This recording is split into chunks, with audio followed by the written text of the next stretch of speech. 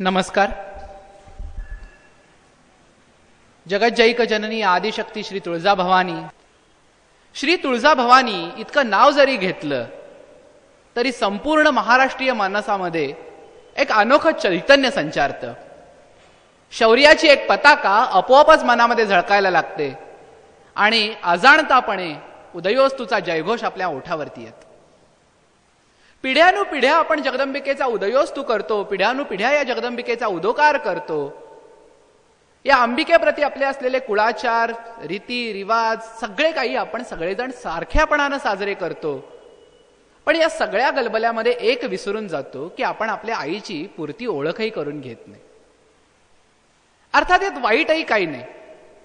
पिढ्याने पिढ्या जे चालत आलं ते आपण पुढे चालवत राहतो. कधीतरी वेळ अशी येते की आपण हे का करतो असा विचार करण्याची वेळ येते. ही विचार करण्याची वेळ त्याच वेळेला येते ज्या वेळेला समोरचा माणूस आपल्याला प्रतिवाद करतो. आपण सगळेच जण जगदंबिकेचे भक्त आहोत म्हणून आपल्याला जगदंबिकेची एक आणि एक गोष्ट गोड वाटते, त्यात शंका नाही. पण ज्या वेळेला कुणीतरी एखादा विचारतो याच्या मागचा शास्त्रार्थ काय, त्यावेळेला आपण बावचळून जातो. असाच प्रसंग आमच्याही बाबतीत घडला म्हणून आम्ही या अभ्यासाकडे वळलो. मुळातच सुरुवात कुठून करावी असा ज्या वेळेला प्रश्न पडतो त्यावेळेला आपल्या भागाच्या नावापासूनच आपण सुरुवात करू म्हणजे आपल्या आईची आपल्याला खरी ओळख पटेल यात शंका नाही. तुळजापूरचा हा भाग प्राचीन म्हणा मध्ययुगीन मराठी साहित्यामध्ये किंवा लोकभाषेमध्ये बालाघाट म्हणून प्रचलित आहे. बालाघाट या नावाचा आपण कधी अर्थ शोधण्याचा तरी आपण प्रयत्न करतो का? बालाघाट, बाल म्हणजे लहान, बाला म्हणजे मुलगी, ठीक आहे, बालाघाट. भारतवर्षामध्ये किंवा भारतामध्ये वेगवेगळ्या ठिकाणांना त्या ठिकाणामध्ये निवास करणाऱ्या देवांची नावं द्यायचा प्रतीक. आज आपण शिमल्याला जातो. शिमल्याचं मुळा नाव श्यामला घाटी. श्यामला म्हणजे तिथं श्यामलाजी नावाची जी देवी आहे जिला कालिका म्हणून ओळखतात, त्या कालिकेच्या नावानं त्या शिमल्याला श्यामला नाव होतं. इंग्रजांना तो श्यामलेचा उच्चार करता येईना म्हणून ते शिमला झालं. दिल्लीमध्ये असाच एक भाग आहे कालकाजी म्हणून, पत्ता सुद्धा आपण बघतो कालकाजी दिल्ली. पंजाबी भाषेमध्ये कालिका असा पूर्ण उच्चार कधीच होत नाही, कालका होतो. आपण सुद्धा कालिकेला काळकाईच म्हणतो. तर कालकाजी म्हणजे ज्या भागात कालिकेचं मंदिर आहे तो भाग म्हणजे कालकाजी. मग आपल्या भागात बालेचं मंदिर कुठे आहे? मुळात बाला म्हणजे कोण हा प्रश्न आहे. मूर्तीशास्त्राप्रमाणे आणि मंदिरशास्त्राप्रमाणे कुमारी नववर्ष वेशा म्हणजे बाला. ठीक आहे, कुमारिकेच्या नावानं बालेच्या नावाने ही घाटी झाली. आपण बघा मातोश्रींच्या आरती संग्रहामध्ये अनेक निरांजन किंवा अनेक आरत्या जयदेवी जयदेवी जय माते त्रिपुरे नावाने आहेत. आता ही त्रिपुरा कोण? आपण दूरदर्शनवर वर्तमानपत्रात जाहिराती बघतो, श्रीयंत्र घ्या तुमच्यावरती धनवर्षा होईल, अमुक होईल, तमुक होईल. आपण पैसे घालून ते श्रीयंत्र घरात आणतो. तो पापड भाजायचा पत्र्याचा तुकडा आहे का त्यावर काय लिहिलंय हे सुद्धा आपण बघत नाही. ते आपलं घरात ठेवतो आणि आमच्यावरती पैशाचा पाऊस पडेल याची वाट बघतो. पण मुळात श्रीयंत्राचं पूजन करण्याच्या ज्या काही पद्धती आहेत त्या पद्धतीमध्ये 9 वर्षाच्या देवीला बाला त्रिपुर सुंदरी म्हणून ओळखलं जातं. आणि ही बाला त्रिपुर सुंदरी ज्या क्षेत्राची अधिष्ठात्री देवता आहे ते क्षेत्र म्हणजे बालाघाट. भवानीच्या उपासनेमध्ये कुमारिकेचं स्थान किती अनन्य आहे हे मी आपल्याला सांगायला नको. नवरात्रामध्ये कुमारिका पूजनाशिवाय आपले विधी पूर्ण होत नाहीत. कुमारिका भोजन, कुमारिका पूजन इतकंच नव्हे तर कुमारिकांचा सन्मान हा देवीच्या पूजेमध्ये अगत्याचा ठरतो. आणि मग त्यावेळेला आपण बाला त्रिपुर सुंदरी या नावाशी आपला परिचय करून घेतला तर तुळजा भवानीच्या या क्षेत्राला बालाघाट म्हणून का ओळखलं जातं या पहिल्या निष्कर्षापर्यंत आपण येतो. मग एका बाजूला हिला जर बाला म्हटलंय तर ही भवानी कशी? आपण म्हणतो तुळजा भवानी. तुळजाचं संस्कृत रूप आपण सांगतो त्वरिता म्हणून त्वरिजा, त्वरिता त्वरिजा तुळजा, तुळजा भवानी. आता ही त्वरिता सुद्धा श्रीयंत्राच्या उपासनेमध्ये प्रत्येक तिथीला एक एक देवी दिली. कुरुकुल्ला असेल, पद्मावती, ज्वाला, मालिनी अशा अनेक देवींमध्ये त्वरिता ही देवी एका तिथीची साम्राज्ञी आहे. ज्या ज्या वेळेला श्रीयंत्राचं नवावरण म्हणून एक पूजा असते, 9 पद्धतीनं ती पूजा असते, 9 चक्रांची पूजा असते, त्या 9 चक्रांच्या पूजेमध्ये या त्वरितेचं पूजन केल्याशिवाय महात्रिपुर सुंदरीचं पूजन करता येत नाही. आणि तेच रूप म्हणजे आपली ही तुळजापूरवासी. म्हणजे बाला आणि त्वरिता या 2 नावांनी तुळजापूरचा शाक्त संप्रदायाशी असलेला संबंध आपल्या लक्षात येतो. आता शाक्त संप्रदाय म्हणजे काय हे समजून घेणं तितकंच महत्वाचं आहे. भारतवर्षामध्ये म्हणजे भारतामध्ये मुख्यत्वे 5 संप्रदाय, त्याच्यात उपसंप्रदाय पुष्कळ आहेत. वैदिक संप्रदायामध्ये शैव म्हणजे जे असं मानतात की शंकरापासून विश्वाची निर्मिती झाली, शंकरानं स्वतःतून ब्रह्मा विष्णू महेशाला निर्माण केलं आणि तो जग चालवतो, ही समजूत शैव संप्रदायाची. वैष्णव संप्रदायाच्या मते आदिनारायण हा सर्वस्व आणि त्याच्यापासून विश्वाची निर्मिती झाली. सौर संप्रदायामध्ये सूर्य प्रधान आणि सूर्यापासून या प्रजेची निर्मिती झाली. गणपत्य संप्रदायामध्ये गणपतीपासून या विश्वाची निर्मिती झाली. थोडक्यात काय तर एकाच परब्रह्माला प्रत्येक संप्रदायानं आपापल्या मतीप्रमाणे आपापल्या देवतेचं नाव दिलं. तसं शाक्त संप्रदाय हा एक असा संप्रदाय, या 4 संप्रदायांपेक्षा या संप्रदायाचं एक वेगळेपण आहे. 4ही संप्रदायांनी परब्रह्माला पुरुष रूपात बघितलं. शाक्त संप्रदाय हा एकमेव संप्रदाय असा आहे जो असं म्हणतो की विश्वाचं हे आद्य कारण असलेलं परब्रह्म पहिल्यांदा स्त्रीच्या रूपात प्रगट झालं. त्या स्त्रीला महालक्ष्मी असं नाव मिळालं. तिच्यापासून महाकाली निर्माण झाली, तिच्यापासून महासरस्वती निर्माण झाली.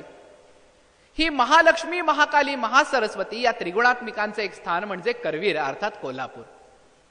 आणि मग या तिघींनी स्वतःतून सरस्वती म्हणजे अनुक्रमे सांगायचं झालं तर महालक्ष्मीनं स्वतःतून कमलालक्ष्मी म्हणजे जी विष्णूची पत्नी आपण म्हणतो ती कमलालक्ष्मी आणि ब्रह्माची निर्मिती केली.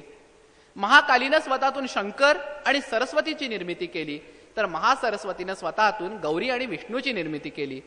या तिघींनी त्या 6 जणांचे आपापसात विवाह लावून दिले आणि मग कार्य ठरलं. ब्रह्मा सरस्वतीनं सृजन करायचं, विष्णू लक्ष्मीनं पालन करायचं आणि रुद्र गौरीनं संहार करायचं. इथपर्यंत विश्वाची रचना झाली आणि या महाकाली, महालक्ष्मी, महासरस्वती तिघीही आत्मानंदामध्ये मग्न झाले. इथपर्यंत जे तत्वज्ञान मान्य करतात तो संप्रदाय म्हणजे शाक्त. या शाक्त संप्रदायाचा आदिग्रंथ म्हणजे दुर्गा सप्तशती.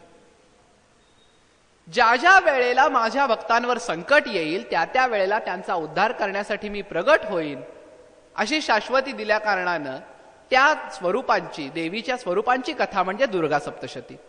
आज सुद्धा ज्या वेळेला आपलं नवरात्र बसतं, पौषी नवरात्र असेल किंवा अश्विन नवरात्र असेल, त्यावेळेला हवनाच्या वेळेला याच सप्तशतीचा पाठ करावा लागतो. मार्कंडेय पुराणात असलेली 700 श्लोक म्हणजे 700 मंत्र म्हणजे दुर्गा सप्तशती. त्याला मग पुढे कवच, किलक, अर्गला आणि प्राधानिक रहस्य, मूर्ती रहस्य आणि वैकृतिक रहस्य असे 6 अंग आहेत. या 6 अंगांबरोबर 13 अध्यायांचा केलेला पाठ म्हणजे दुर्गा सप्तशती.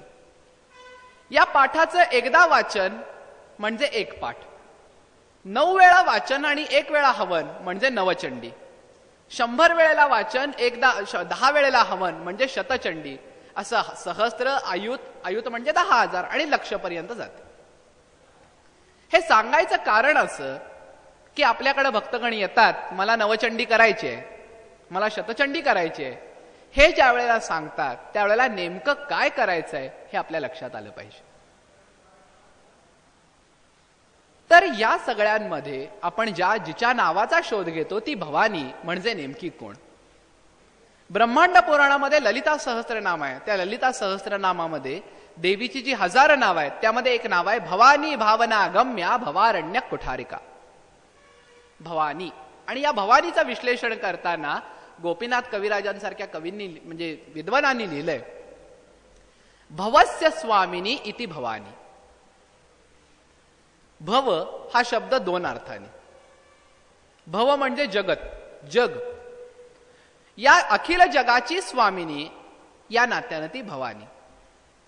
आणि दुसरा अर्थ भव म्हणजे शंकर, शंकराची स्वामिनी ती भवानी. आपल्याकडं कुठल्याही देवीला आपण ज्या वेळेला स्वामिनी म्हणतो त्यावेळेला आपल्या डोक्यात एकच येतं की शंकराची बायको म्हणून भवानी का? कारण आपण भवानी शंकराचा जोड पूजतो. तर तसं नव्हे. शक्ती, आपल्याला ऊर्जा अक्षयतेचा नियम माहिती असेल. शक्ती ही निर्माण करता येत नाही, ती नष्ट करता येत नाही, फक्त ती एका रूपामधून दुसऱ्या रूपात बदलता येते.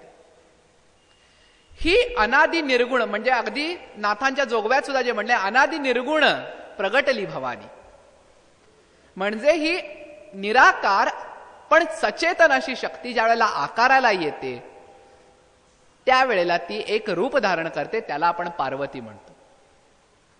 पार्वती ही शंकराची पत्नी हे इथपर्यंत बरोबर आहे, पण भवानी या नावामागे एक आणखी अर्थ आहे.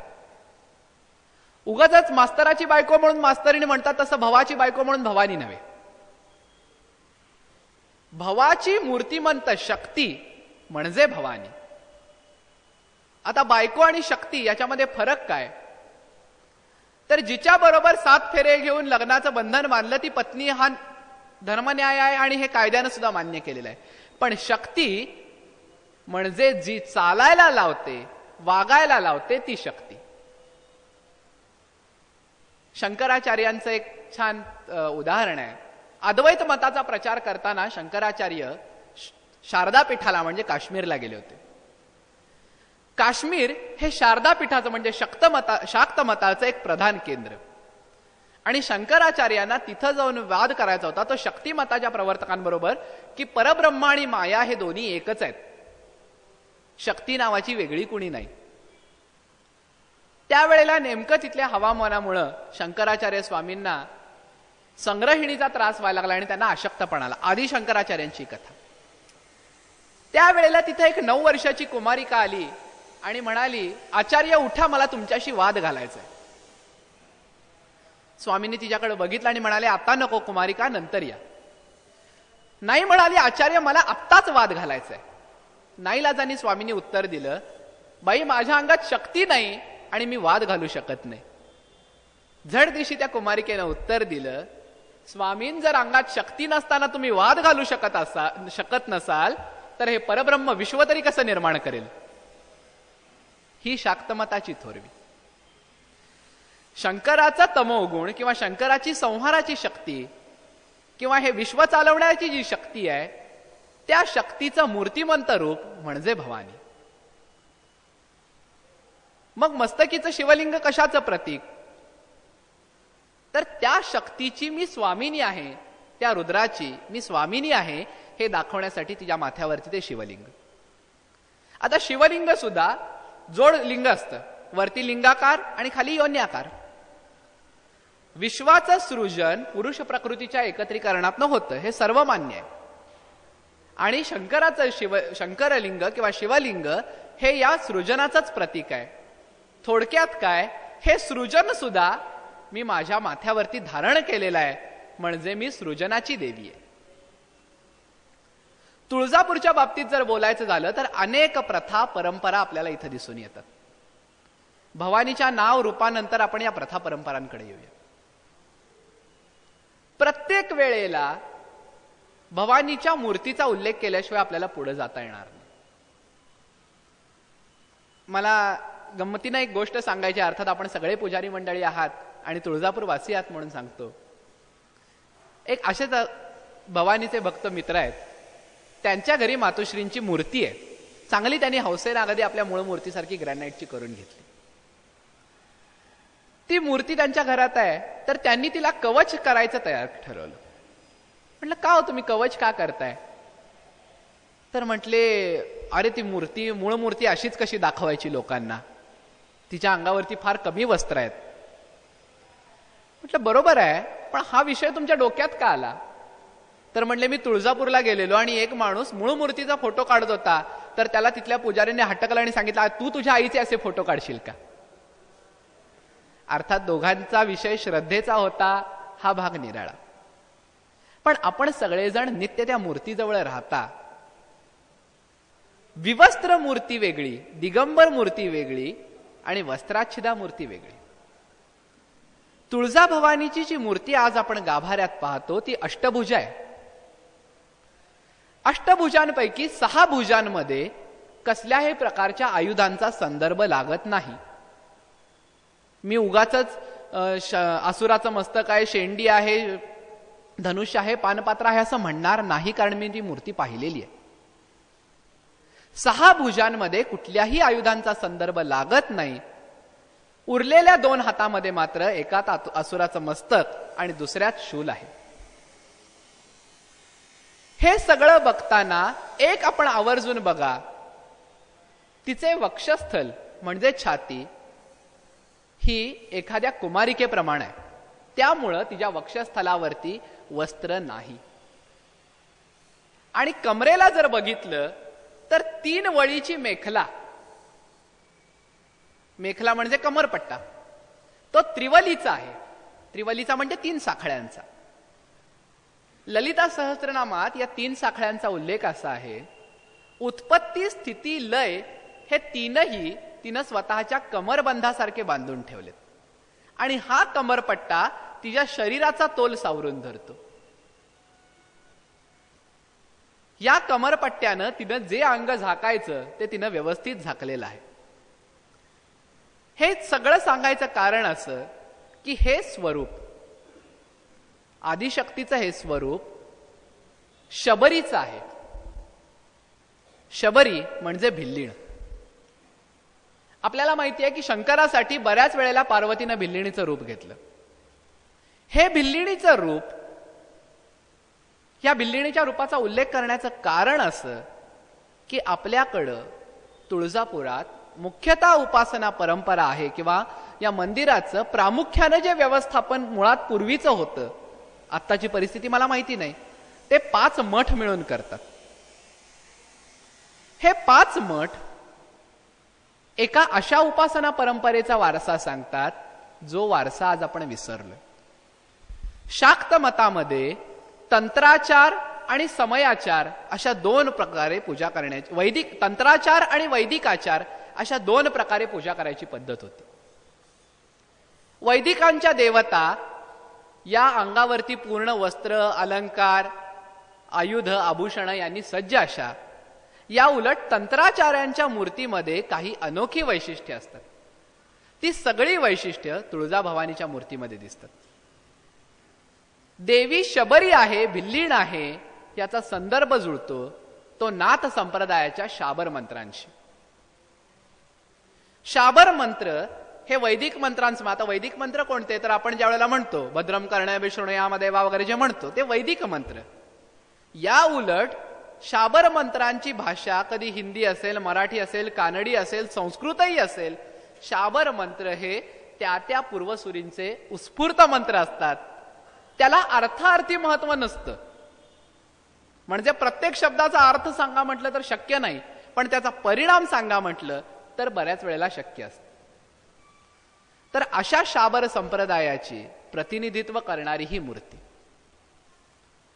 आणखी महत्वाची गोष्ट अशी की बऱ्याच मूर्तीशास्त्राच्या अभ्यासकांनी आक्षेप घेतलाय की मूर्ती लयबद्ध नाही. लयबद्ध नाही म्हणजे काय, तर भवानीची मूर्ती किंवा महिषमर्दिनी म्हणजे महिषासुराला मारणाऱ्या रूपातल्या देवीची मूर्ती ही त्रिभंग म्हणजे 3 ठिकाणी वाकलेली असते. म्हणजे मुरलीधर कृष्ण जसा 1 ठिकाणी, 2 ठिकाणी आणि 3 ठिकाणी असा 3 ठिकाणी वाकलेला असतो, तशी महिषासुर मर्दिनी असावी असा दंडक आहे. पण तुळजाभवानी तशी नाही. मलाही पहिल्यांदा आश्चर्य वाटलं. म्हणलं देवी त्रिभंग पाहिजे हे खरं आहे, पण रेड्याच्या पाठीवर पाय देऊन आपली महिषमर्दिनी उभी आहे आणि सिंह मात्र म्हणजे हक्काचं वाहन बाजूला उभा आहे आणि देवी रेड्याच्या पाठीवर पाय देऊन उभी आहे, हे कसं काय? तर कालिका पुराणामध्ये त्याचा संदर्भ असा मिळाला, महिषासुर वधाच्या वेळेला युगानुयुग महिषासुर वध होणार असं महिषासुराला वरदान होतं. 3 वेळेला तुझा वध होईल. 2 वेळेला सिंहाला मदतीला घेऊन देवीनं महिषासुर वध केला आणि 3ऱ्या वेळेला हा महिषासुराची सुद्धा कथा कालिका पुराणात अशी आहे की शिवाच्या अंशानं महिषासूर प्रगटला, साक्षात शिवांश म्हणून. आणि त्याच्या पूर्वीचं जे विष्णूचं आणि शंकराचं संभाषण आहे ते असं आहे की युगानुयुग तू देवीला पाठीवर वाहून दमलास, आता इथून पुढचा भार तू मला दे, आता देवीला मी माझ्या पाठीवर वाहीन. म्हणून महिषमर्दिनीची मूर्ती घडवताना सिंह बाजूला दाखवतात आणि देवी पूर्णतः त्या रेड्याच्या शरीरावर उभारलेली दाखवतात. एक पाय त्या रेड्याच्या शरीरावरती आहे, म्हणजे थोडक्यात तो उठला, तो हल्ला तर तिचाही तोल जाण्याची शक्यता आहे. अर्थात तो उठणार नाही, हलणार नाही, हे सगळं असलं, पण दाखवण्याची प्रदा ही की महिषारूढ अशी भगवती. आता या महिषाचं मस्तक तुटलेलं आहे, पण अर्धा राक्षस बाहेर आलेला आहे. हे का? तर दुर्गा सप्तशतीमध्ये 2ऱ्या अध्यायात या प्रसंगाचं वर्णन करताना असं म्हटलंय, प्रत्येक प्राण्याचं रूप घेऊन महिषासुरानं सृष्टीला त्रस्त केलं. शेवटी त्यानं ज्या वेळेला रेड्याचं रूप घेतलं त्यावेळेला देवीनं त्याचं मस्तक तोडलं. ते मस्तक तोडता क्षणी त्यातून नराकृती असा महिषासूर बाहेर आला. तो निम्म्यातच त्याला देवीनं रोखून धरलं. म्हणून आपल्या मूर्तीत बघा, छातीपर्यंत महिषासूर बाहेर आला आणि देवीनं रेड्याच्या कंठावर पाय दिलाय. म्हणजे छातीच्या खालचा महिषासूर जो नराकृती आहे तो देवीनं त्या रेड्याच्या शरीरातच दाबून धरला आणि छातीमध्ये त्याचा शूल घुसवला. हे सगळं पुराण जे सांगण्यासाठी इतका वेळ घ्यायला लागला ते साक्षात नजरेपुढे ज्यानं साकार केलं त्या मूर्तिकाराला मूर्तिशास्त्राची जाणीव नव्हती असं म्हणणं हे अतिशय धाडसाचं विधान आहे. दुसरा या मूर्तीवरती आक्षेप असा घेतात की महिषासूर प्रमाणबद्ध नाही, म्हणजे देवीच्या तुलनेमध्ये महिषासूर लहान वाटतो. हे कुठल्या तरी अकुशल कारागिराचं काम आहे. त्याचंही खंडन आहे. देवीनं दुर्गा सप्तशतीमध्ये वरदान देताना सांगितलं, भक्तानाम देवानामच्या हिताय वै भक्तानाम अभयायच, म्हणजे देवांच्या हितासाठी आणि भक्तांना अभय देण्यासाठी मी पुन्हा पुन्हा येत राहील. हेच दाखवण्यासाठी तो महिषासूर ज्यानं सगळी सृष्टीला त्रास दिला, इंद्राचं इंद्रपद काढून घेतलं, तो महिषासूर देवी पुढं यत्किंचित आहे हे दाखवण्यासाठी तो रेडा लहान घडवतात आणि देवी मात्र प्रचंड घडवतात. म्हणून बघा, जर रेडा त्या प्रमाणात घडवला असता तर आपलं निम्म लक्ष रेड्याकडे गेलं असतं. आज आपलं लक्ष जातं ते मातोश्रींच्या चेहऱ्याकडं, त्यांच्या देहाकडे. रेडा सहसा लक्षातही येत नाही. भक्ताच्या मनामध्ये आराध्य देवतेची मूर्ती ठसावी यासाठी मूर्तिकाराने केलेला तो पंक्ती प्रपंच. ही जगदंबिकेची मूर्ती महिषमर्दिनीचं वर्णन झालं. याच्यानंतर आपण कथेप्रमाणे दाखवतो की चंद्र सूर्य आहेत. आता चंद्र सूर्य का? तर ज्यांना नाथांचा अभंग माहिती आहे त्यांना माहिती आहे, रवी शशी अग्नी नेणती त्या रूपा. ज्या प्रकाश रूपाला रवी शशी अग्नी म्हणजे सूर्य चंद्र आणि अग्नी सुद्धा जिला ओळखू शकत नाहीत, किंवा सूर्य चंद्र, आणखी एका गोंधळाच्या गाण्यात सुद्धा असंच वर्णन आहे की चंद्र सूर्य हे तुझ्या कानाचे झुबे आहेत. माणसाच्या चेहऱ्यामुळं त्याच्या कानातल्या कुंडलाला उजाळा मिळतो. म्हणजे चंद्र सूर्य हे परप्रकाशी आहेत, तुझ्या मुखामुळं त्यांना तेज येतं हे दाखवण्याचं प्रतीक म्हणून देवीच्या दोन्ही खांद्यांवरती चंद्र सूर्याचं अंकन आहे. आणि दुसरा त्याला अर्थ असा की आ चंद्र सूर्य आहेत, आ चंद्र सूर्य म्हणजे जोवर चंद्र सूर्य आहेत तोवर मातोश्रींची कीर्ती अशीच दिगंतात गाजत राहील. राहिला प्रश्न मार्कंडेय आणि अनुभूतीचा. आपण परंपरेनं त्यांना मार्कंडेय किंवा कर्दम अनुभूती, मार्कंडेय अनुभूती म्हणतो. मला त्याच्याबद्दल माझं म्हणणं नाही, पण अभ्यास करताना जे जाणवलं ते सांगतो. उलटी टांगून घेतलेली अनुभूती असं जे काही मूर्ती वर्णन आहे, मूर्ती बघितल्यानंतर एक जाणवतं की ती स्त्री मूर्ती नाही. दुसरी गोष्ट, तिच्या कमरेला नेसलेली जी वस्त्र आहेत, आईसाहेबांची वस्त्र बघा आणि त्या अनुभूतीची वस्त्र बघा, एखादा संन्याशी ज्याप्रमाणे कमरेला पंचा गुंडळतो त्याप्रमाणे त्या पालथ्या मूर्तीवरती वस्त्र आहेत. मग हा पालथा ऋषी किंवा पालथी मूर्ती कोणाची असा आपल्याला प्रश्न पडतो. कथेनं हिला अनुभूती म्हटलं काही वावगं नाही. ज्या भक्तांना अनुभूती आणि कर्दमापर्यंतच कथा आहे त्यांच्यासाठी ही बरोबरच आहे आणि चालूही राहावं. पण आपण सगळेजण नित्य तिथं असतो म्हणून याचा अर्थ समजून घेणं गरजेचं आहे. आज सुद्धा बघा, देशस्थ ऋग्वेदापासून त्या अगदी समाजातल्या खालच्या मानल्या जाणाऱ्या सगळ्यात नीच म्हणून पूर्वी ज्यांना समजलं जायचं अशा प्रत्येक जातीमध्ये तुळजाभवानी कुलस्वामिनी आहे. इथं जातीभेदाचा प्रश्न नाही, पण परंपरांचा भेद आहे. सोवळ्याचा सुद्धा नैवेद्य भवानीला येतो आणि बळीचा सुद्धा नैवेद्य भवानीला येतो. मग भवानीला नेमकं चालतं काय? दोन्ही भक्तांमध्ये वारंवार वाद झडतात. एक जण म्हणतो बळीशिवाय देवीचं पान हलत नाही आणि एक जण म्हणतो बळीची गरज नाही. पण मूर्तिकारानंच उत्तर देऊन ठेवलंय, तंत्र मार्गाप्रमाणे देवीला बलिदानाचं विधान आहे. ज्याला तिची उपासना या वाटेनं करायची त्यानं ती या वाटेनं करा आणि ज्याला त्याला सौम्य स्वरूपात पूजा करायची त्यानं सौम्य स्वरूपात करा. दुर्गा सप्तशतीच्या 13व्या अध्यायात ज्या वेळेला सप्तशतीच्या पाठाचं विधान सांगितलंय, 12व्या अध्यायामध्ये देवीनं स्वतःच्या वाणीनं त्यामध्ये सांगितलं की जो माणूस मांस भोजनी आहे त्यानं पशुपुष्पार्घ्य पात्रेण त्यानं पूजा करावी आणि जो माणूस सात्विक आहे त्यानं कुष्मांड इक्षुफल बलानं माझी पूजा करावी. आता कुष्मांड म्हणजे कोहळा. त्यामुळं दोनही प्रकारचे उपासना संप्रदाय या तुळजापुरात आनंदानं नांदतात हे दाखवण्यासाठी उलटी मूर्ती आहे ती तंत्रमार्गाचं प्रतिनिधित्व करते आणि सरळ मूर्ती हात जोडून जी उभी आहे ती वैदिक किंवा भक्ती मार्गाचं प्रतीक करते. हे झालं आपलं मूर्ती वर्णन.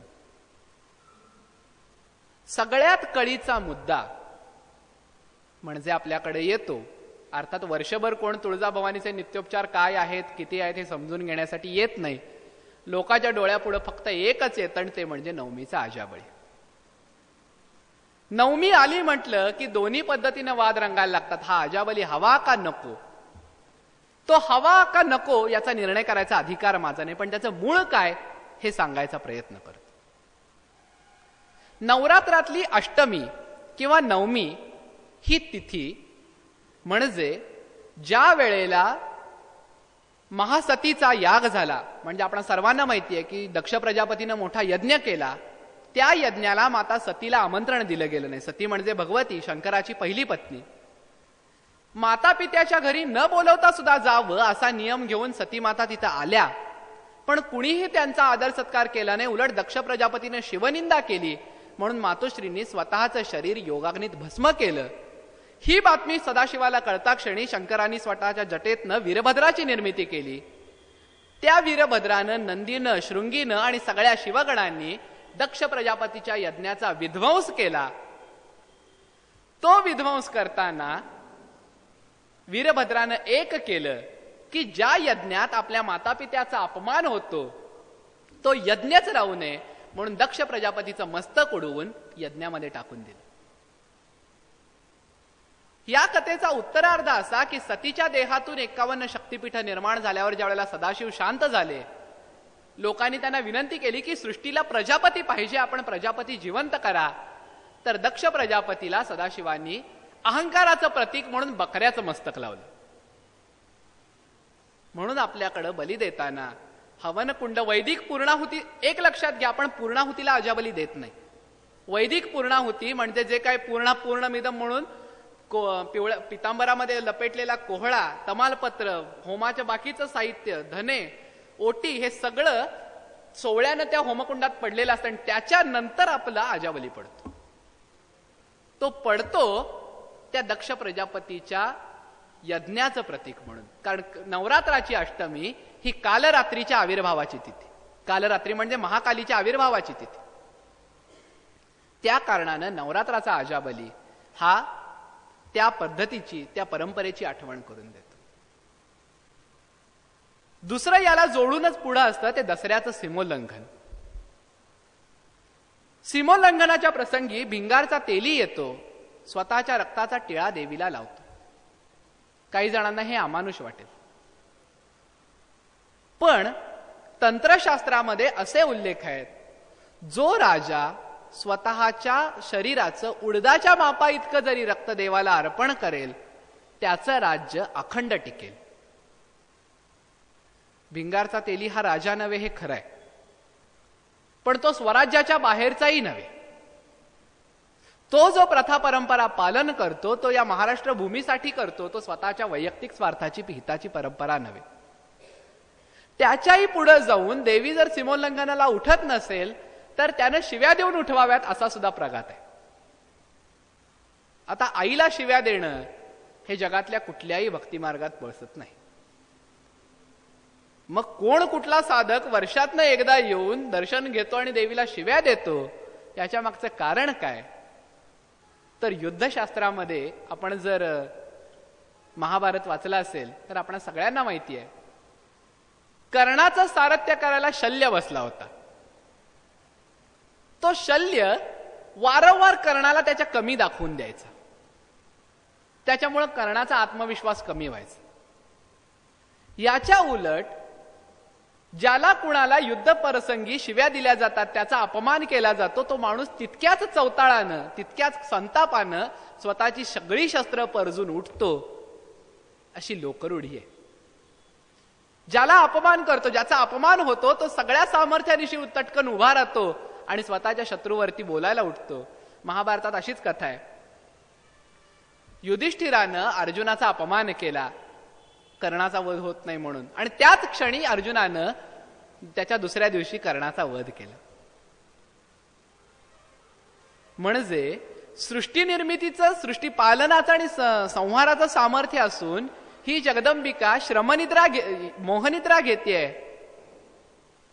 तू उठ, या नवरात्राच्या प्रसंगी सीमोल्लंघनाला चल आणि आपल्या भक्तांचं रक्षण कर, हेच सांगण्यासाठी हा शिव्यांचा प्रघात आहे. इथं तिला अपशब्द उच्चारणे हा भाग नव्हे.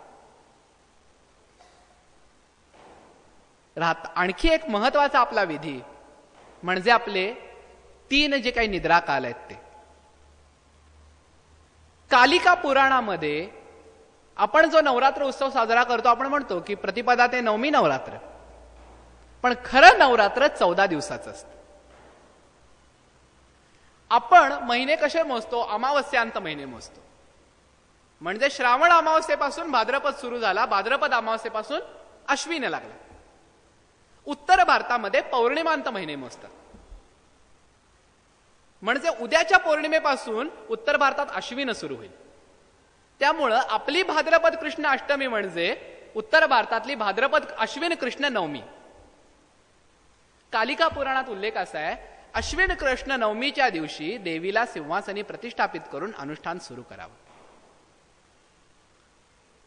आपली देवी मोहनिद्रा घेते. मोहनिद्रा म्हणजे काय याचंही, आणि मोहनिद्रा आणि आपले पंचमीपासून सुरू होणारे अलंकार यांची एक सांगड आहे. चातुर्मासाच्या आरंभी सगळे देव, आषाढी एकादशीला सगळे देव शयन करतात अशी एक समजूत आहे. शयन करतात म्हणजे काय? तर पावसाळ्याच्या दिवसामध्ये सगळ्या शक्ती क्षीण झालेल्या असतात. 3 अग्निश पावसाळ्यामध्ये क्षीण असतात. एक तर शरीरातला, दुसरा आकाशातला म्हणजे सूर्य, आणि तिसरा आपल्या चुलीतला. चुलीतला अग्नी आता क्षीण असत नाही कारण आपल्या LPG आलेत, पण पूर्वी ज्या वेळेला सरपण गोळा करायची वेळ होती त्यावेळेच्या बायकांना विचारा, पावसाळ्यात चूल पेटता पेटत नाही. हे 3 अग्नी ज्या वेळेला शांत आहेत तर त्यावेळेला तेज कुठलं, सामर्थ्य कुठलं? म्हणून आपल्या पूर्वजांनी या चातुर्मासाला देवांचा शयन काळ मानला. त्यामुळं जगावरती मोहिनी घालणारी ही जगदंबा म्हणजे जगाचं संचलन करणारी शक्ती सुद्धा सुप्तावस्थेत जाते, हे दाखवण्यासाठी भाद्रपद कृष्ण अष्टमीपासून अमावस्येपर्यंत देवीला शयन करतो. पुन्हा तिला अश्विन प्रतिपदेला जागृत करतो. याचं कारण असं की आपल्याकडं जी सांप्रदायिक परंपरा आहे, आता 2 मुख्य परंपरांचं एकत्रीकरण झालं इथं. एक म्हणजे वैदिक परंपरा जी आपण नेहमी पाळतो ती, आणि इथं असलेल्या मठाधीशांची तंत्रमार्गाची परंपरा. मग चिलोजी बुवा असतील, बजाजी बुवा असतील, वाकोजी बुवांचा म्हणजे चिलोजी बुवांचा, अरण्य बुवा असतील, शंकराचार्य स्वामींनी 10 उपसंप्रदायांमध्ये या संन्याशांचं विभाजन केलंय. वन, पर्वत, आरण्य, पुरी, भारती, तीर्थ, आश्रम, सरस्वती, सागर, आनंद अशा सगळ्या संप्रदायाचे मठ या तुळजापूर भूमीत आपल्याला दिसून येतात. आता त्यातले कित्येक वारसदार आहेत नाहीत आपल्याला माहिती नाही, पण गरीबनाथ बुवांचा मठ हा यापैकीच, ज्याला आपण दशावतार म्हणतो. रणछोड भारती, सोमगिरी किंवा सोमवारगिरी ज्याला म्हणतो ते गिरी, आणखी एक पुरी, आरण्य, अशा प्रकारचे हे 10 संप्रदायी मठ या तुळजापूर नगरीत आहेत. आणि यांची उपासना ही या शाबर मंत्रांप्रमाणे चालायची. त्या कारणानं ते बालब्रह्मचारी यती आणि त्यांचे प्रतिनिधी म्हणून आपण समजतो श्रीपूजक. त्यांची उपासना ही त्यांच्या तंत्रमार्गाप्रमाणे चालायची. म्हणून भाद्रपद कृष्ण अष्टमीला शयन, कारण कालिका पुराण हे तंत्रमार्गाचा ग्रंथ आहे. मग वैदिकांना दर्शन घडलं पाहिजे म्हणून पुन्हा प्रतिपदेला तिला सिंहासनी बसवायची. आता पंचमी पर्यंत अलंकार पूजा नाही, पण पंचमीपासून अलंकार पूजेला सुरुवात. छबिना रोज निघतो, पण अलंकार पूजेला सुरुवात पंचमीपासून का? तर पंचमीची तिथी ही ललिता पंचमीची. ललिता त्रिपुर सुंदरी किंवा महात्रिपुर सुंदरीचं मगाशी वर्णन केलं. त्या महात्रिपुर सुंदरीच्या व्रताचा विधी, व्रताचा दिवस म्हणून ललिता पंचमीला अलंकार पूजा. आपण जर कधी बंगाल्यांचं नवरात्र बघितलं तर बंगाल्यांचं नवरात्र 4 दिवस असतं. नवरात्र म्हणूच नाही, त्याला दुर्गा पूजा म्हणतात. षष्टीला अकालबोधन, सप्तमीला आवाहन, अष्टमीला संधी पूजा, नवमीला बलिदान, संपलं. आपल्याकडे याच क्रमानं होतंय. अकालबोधन म्हणजे रामरावणाच्या युद्धाच्या प्रसंगी चातुर्मास सोडून, आता विष्णू एक द्वादशीला म्हणजे कार्तिकाच्या द्वादशीला विष्णू नारायण उठतात. नियमाप्रमाणे आषाढ अष्टमीला शयन केलेल्या देवीनं त्याच दिवशी उठायला पाहिजे, कार्तिक अष्टमीला उठलं पाहिजे. पण तिला अकालबोधन म्हणजे सृष्टीवरचं संकट आले ते टाळायसाठी म्हणून षष्ठीलाच तिला उठवलं, म्हणून ते अकालबोधन. सप्तमीला आवाहन, अष्टमीला संधी पूजा म्हणजे अष्टमी आणि नवमी ज्या वेळेला जोडली जाते त्यावेळेला होमाची सुरुवात होते, आपण त्याच वेळेला करतो. आणि मठातले घट हे अष्टमीला उठतात, त्याचं कारण त्यांची संधी पूजा असते. आणि नवमीला बलिदान. म्हणजे कुठल्या कुठल्या परंपरांची मुळं कुठपर्यंत जाऊन पोहोचली आहेत ह्याचा विचार केला तरी या भवानीच्या व्यापकत्वाची कल्पना आहे. बंगालमधली दुर्गा पूजा ही समस्त तंत्राचाराप्रमाणे चालते. आणखी एक महत्वाची गोष्ट आहे बंगालमध्ये, जो माणूस दुर्गा पूजा करणार त्यानं मासे खायचे नाहीत. बंगालवाल्यांचं मुख्य अन्न मासे, भात आणि मासे. त्यानं मासे खायचे नाहीत. त्यानं गृहस्थाचे बाकीचे धर्म पाळायचे नाहीत. आता त्याचं विश्लेषण मी करत नाही. पलंगावरती निजायचं नाही.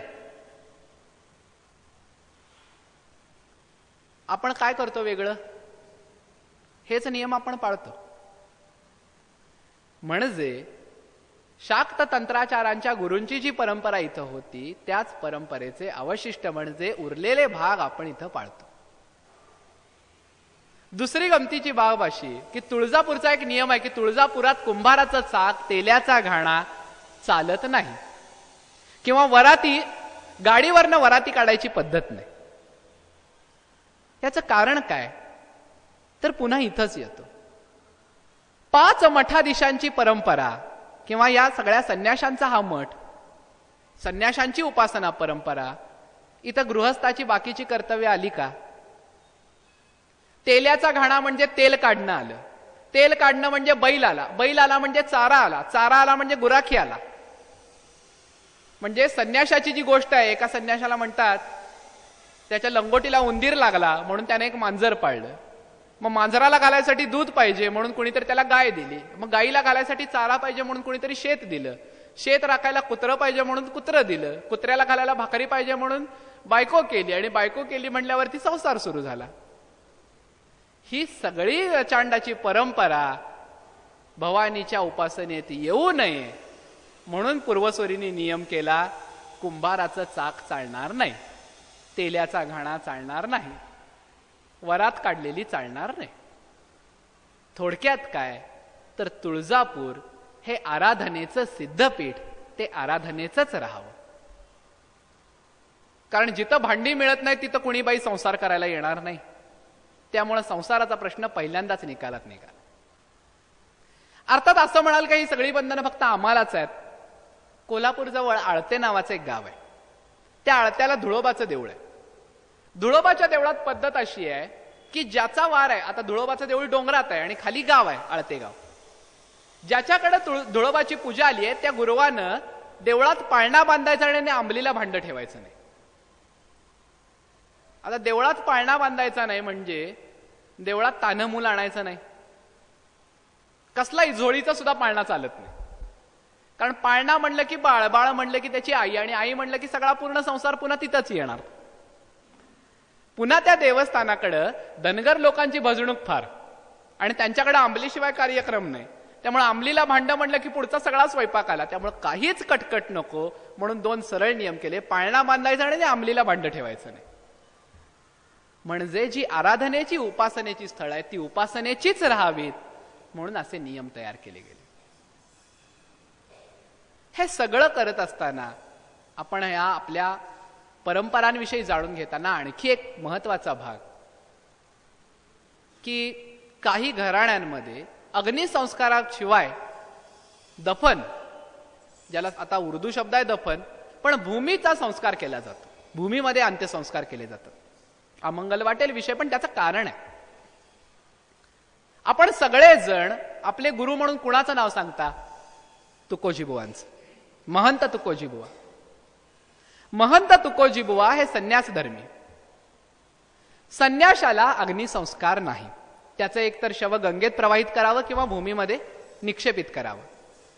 मग ज्या गुरुचे आपण शिष्य त्याच गुरुची परंपरा आपल्यात चालत आली. मग आता प्रश्न असा पडतो की हीच परंपरा सुरू ठेवावी का? तर त्याला एक पर्याय आहे. कितीही म्हटलं तरी आपण वैदिक आहोत, हिंदू आहोत. वैदिक संप्रदायामध्ये प्रत्येकाला अग्निसंस्कार विहित आहे. त्यामुळे त्या अग्निसंस्काराप्रमाणे झालेले संस्कार हे सुद्धा शास्त्रशुद्धच आहेत. या महंतांचे प्रतिनिधी म्हणून जे भोपे वावरतात, तर त्या भोप्यांचा नेमका अधिकार काय? तर भोपी हा उपासकांमधला श्रेष्ठ म्हणजे राजा म्हणून तो भोपी. बाहेर गावावरून ज्या वेळेला कुणीही येतं त्यावेळेला आपल्याकडून ही कृत्य करवून घ्यावीत असा नियम यासाठी आहे की इथल्या गोष्टींची जाणीव आपणाला आहे, ज्ञान आपल्याला आहे, म्हणून हे विधी आपण चालवायचं. प्रत्येक विधीला त्याचं म्हणून शास्त्र आहे. आपल्याकडे जे 16-17 विधी आहेत त्याच्यामध्ये पहिला येतो ओटी भरण. ओटी भरणं म्हणजे एका सुवासिनीनं दुसऱ्या सुवासिनीचा केलेला सन्मान. आपण बघा कुंकू लावतो, कधीही विचार करत नाही की कुंकूच का, अष्टगंध का नाही किंवा गुलाल का नाही. कुंकू हे प्रतीक सृजनाचं, निर्मितीचं. निर्मितीचा रंग हा लाल. म्हणून जी स्त्री सृजनायोग्य असते ती स्वतःच्या कपाळावर कुंकू लावते, आणि जिच्याकडे सृजनाचा म्हणजे नवनिर्मितीचा अधिकार नाही प्रसंगानं ती कुंकू लावत नाही. दुसरा भाग असा की शाक्त संप्रदायामध्ये जे बलिदानाचं प्रथा होती त्या बलिदानाचं एक प्रतीक म्हणजे तमोगुणाचा आम्ही संहार केला हे सांगायसाठी आपण स्वतःच्या भाळावरती, स्वतःच्या माथ्यावर कुंकू लावतो. या जिच्याकडे सृजनाची ताकद आहे तिनं दुसऱ्या सृजन करणारीचा सन्मान करावा. म्हणजे जी निर्मिती, जी स्त्री, आता ओटी भरण्याचा अधिकार पुरुष ओटी देतात, पण रितसर ओटी भरायचा अधिकार स्त्रीचा असतो. याचं कारण स्त्री निर्मितीक्षम असते. ती स्वतःतून सृष्टी निर्मिती करू शकते, म्हणून त्या सृष्टी निर्मिती करणारीनं मूळ सृष्टी निर्मिती करणारीचा केलेला सन्मान म्हणजे ओटी भरणं. हरिद्रा आपण म्हणतो, हरिद्रा स्मरण वर्णभा सर्व सौभाग्यदायिनी, म्हणजे सगळे आरोग्य देणारी ही हरिद्रा. कुंकू म्हणजे कुंकुमम कामदायकम, इच्छादायक असं कुंकू आपण म्हणतो. म्हणून सौभाग्य आणि इच्छापूर्ती या दोन्ही गोष्टी मिळाव्यात म्हणून सौभाग्यवती मंदिरामध्ये सडा घालतात. तर याच बरोबर फलेन फलितम येन, म्हणजे हे जे काही मी आता कर्म करते ते सुफळ होऊ दे हे सांगण्यासाठी म्हणून त्या देवीच्या ओट्यात आपण नारळ घालतो. आणि खण यासाठी की वस्त्राचं एखादं प्रतीक त्या देवीला आपण समर्पित करावं. वस्त्र खणच का, साडी सुद्धा काही पूर्ण ओटी सुद्धा भरतो आपण, पण खण का, तर खण झाकतो वक्षस्थलाला, पोषणाच्या शक्तीला. म्हणजे एकाच वेळेला स्त्रीच्या निर्मितीचा आणि पोषणाचा असं दोन्ही शक्तीचा आदर म्हणून ही खणा नारळाची ओटी. तिसरा लिंब नेसण्याचा विधी असतो. लिंब नेसण्याचा विधी हा रेणुकेच्या संप्रदायातनं आला. आता रेणुका आणि तुळजाभवानी यांच्यातला अभेदत्व आपण सगळ्यांना माहिती आहे. माहूरगडावरती मातेला अग्नी देताना परशुरामाने विचारलं, आई आता केव्हा भेट? त्यावेळेला देवींनी सांगितलं, 7व्या अवतारी गाठशिळेवरती येऊन भेट, मी तिथं तिष्ठत असेल. रेणुकेच्या चरित्रामध्ये एक प्रसंग असा आहे की मनामध्ये केवळ एक शंका आली आणि मातुश्रींच्या सगळ्या सिद्धी नष्ट झाल्या. त्यावेळेला जमदग्नींनी तू कुष्ठी हो असा शाप दिला. तो शाप घेऊन रेणुका त्या सिद्धाचलावरती, म्हणजे आज ज्याला आपण सौंदतीचा डोंगर म्हणतो, त्या डोंगरावरती ठाई ठाई फिरली. ज्या ज्या पाण्यावरती तिची नजर पडली त्या त्या पाण्यामध्ये किडे पडले अशी कथा आहे. त्यावेळेला एका स्त्रीनं जी मातंग ज्ञातीमध्ये जन्मली होती अशा मातंगीनं तिला आश्रय दिला आणि कडुलिंबाच्या डहाळ्या वापरून तिचा सगळा आजार बरा केला. आणि सिद्धनाथ, एकनाथ आणि जोगीनाथ अशा दोन सिद्धांनी तिचे उरलेले सगळे व्याधी विकार नष्ट केले. म्हणून रेणुकेच्या उपासना परंपरेमध्ये पद्धत आहे, एकया जोगया एकया जोगया उद्भव म्हणून ते पूजा करतात. आपण जर कधी कानडी आरती ऐकली असेल किंवा कोणी गेला असाल तर अक्कया जोगया म्हणून तो जो जोग घालतात तो त्या सिद्धांच्या परंपरेसाठी.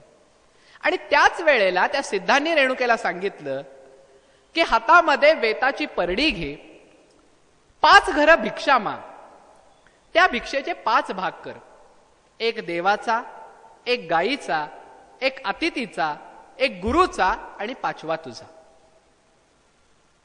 आणि असे भिक्षेचं अन्न तू ज्या वेळेला 5 दिवस घेशील त्यानंतर तू पापमुक्त होशील. त्याप्रमाणे स्वतःच्या अंगावरती लिंबाच्या डहाळ्या पांघरून स्वतःचा देह योग्य झाला आहे बघून रेणुकेने वरदान दिलं की माझ्या भक्तांनी व्याधीमुक्तीसाठी हा उपाय करावा. तेव्हापासून आपल्यामध्ये लिंब नेसायची पद्धत आली. शास्त्रीय दृष्ट्या जरी बघितलं तरी लिंब हा आयुर्वेदिक आणि जंतुनाशक आहे. पूर्वीच्या काळामध्ये खरूज, नायटा यासारखे जे काही त्वचा रोग आहेत त्याच्यावरती जालीम अशी आजच्यासारखी औषधं नव्हती. त्यावेळेला लोक नवस करायचे, किंवा आपल्याला सुद्धा माहिती असेल अंगावरती खरूज नायटा उठला की माणसं लिंब नेसीन म्हणून नवस करतात. अर्थात तो लिंबामुळे बरा झाला का त्या औषधामुळे का नवसामुळे हा भाग नंतरचा, पण आयुर्वेदाची आणि रीतीची ही पूर्वजांनी घातलेली सांगड आहे. रेणुकेनं मागितलेला जोगवा पुढे परशुरामानं स्वतःच्या परंपरेमध्ये आणलं. आपण बघा, आपण ज्या वेळेला भक्तांना परडी देता त्यावेळेला एक मोठी परडी आईची आणि त्याच्यामध्ये परशुराम असतो. मागच्या वेळेला मला कोणीतरी विचारलं आमचा आणि परशुरामाचा काय संबंध, तर तो संबंध असा, प्रत्येक माणसाच्या हातात ज्या वेळेला शाक्त संप्रदायाप्रमाणे पात्रपूजन नावाचा एक विधी असतो. आपल्याकडे आपण त्याला परड्या भरणं म्हणतो. 7, 5, 9 परड्या मांडून त्याच्यामध्ये सगळा शिधा भक्त भरतात, गोंधळ्याकडनं गाणं करून घेतात आणि त्या परड्या त्या त्या आराध्यांना घेऊन जायला परवानगी मिळते. शाक्तचारामध्ये चक्रपूजा नावाचा एक विधी असतो. रात्रीच्या वेळेला अशा सगळ्या समुदायाला बोलवायचं, सगळ्यांची पात्र समोर मांडायची आणि जो पूजा करतोय त्यानं प्रत्येकाची पात्र भरायची, असं तो पद्धत होती. आणि त्यावेळेला स्वतःच्या गुरुच्या नावाने एक पात्र ठेवायचं. तीच पद्धत आपण पाळतो. आपलं पात्र म्हणजे परडी आणि आपल्या गुरुचं पात्र म्हणून आपण त्या परशुरामाची परडी आपल्याकडे असते. ही परडीची पात्र वेताचीच का, याचं एक कारण आहे. तंत्राचारामध्ये एक असा उल्लेख मिळतो की योगिनींना द्यायचे बली, बली म्हणजे जे काय त्यांना अन्न द्यायचंय, भात असेल, खीर असेल किंवा जे काय असेल, ते वंशपात्रामध्ये म्हणजे वेताच्या भांड्यात द्या. त्यानं वंशाची वृद्धी होती. म्हणून असं म्हणतात की परड्या भरल्या, काही बायका नवस करतात, मूल होऊ दे, अपत्य होऊ दे, तुझ्या परड्या भरीन किंवा जोगवा मागीन, म्हणजे माझा वंश चालावा म्हणून मी वंशपात्र हातात घेईन, असा त्याचा अर्थ. ते वंशपात्र म्हणजे वेळूच्या केलेल्या या परड्या.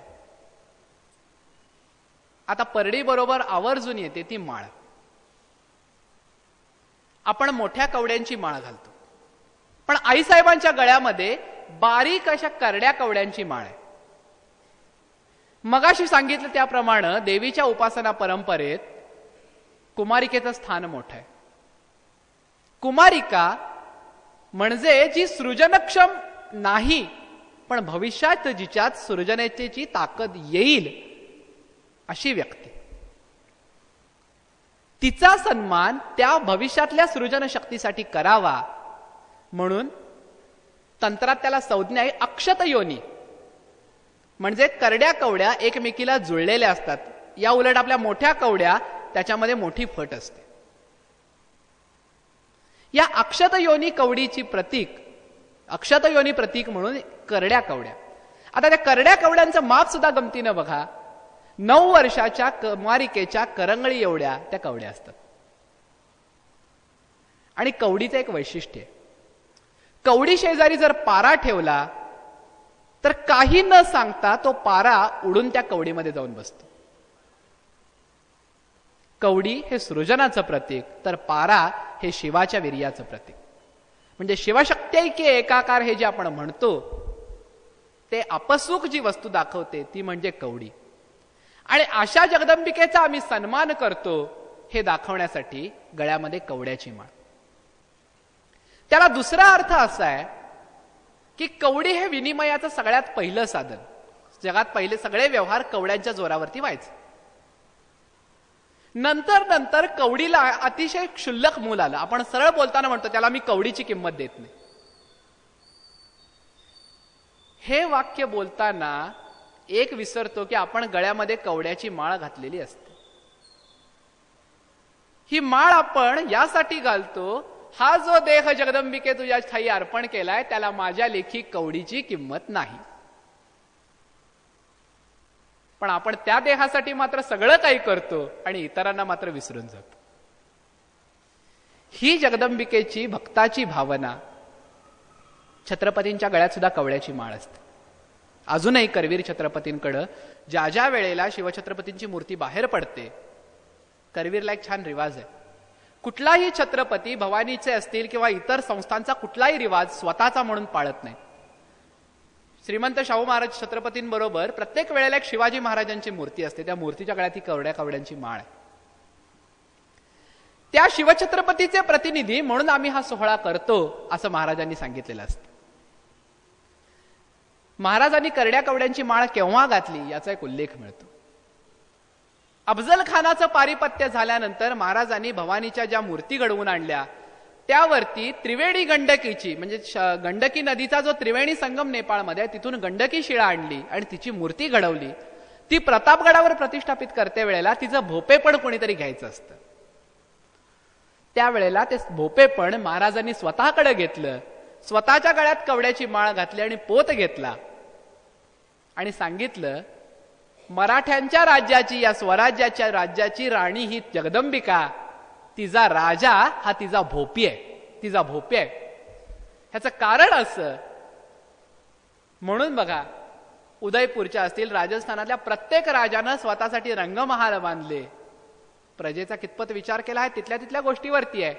पण आपल्या राजानं कधीही स्वतःसाठी रंगमहाल बांधला नाही.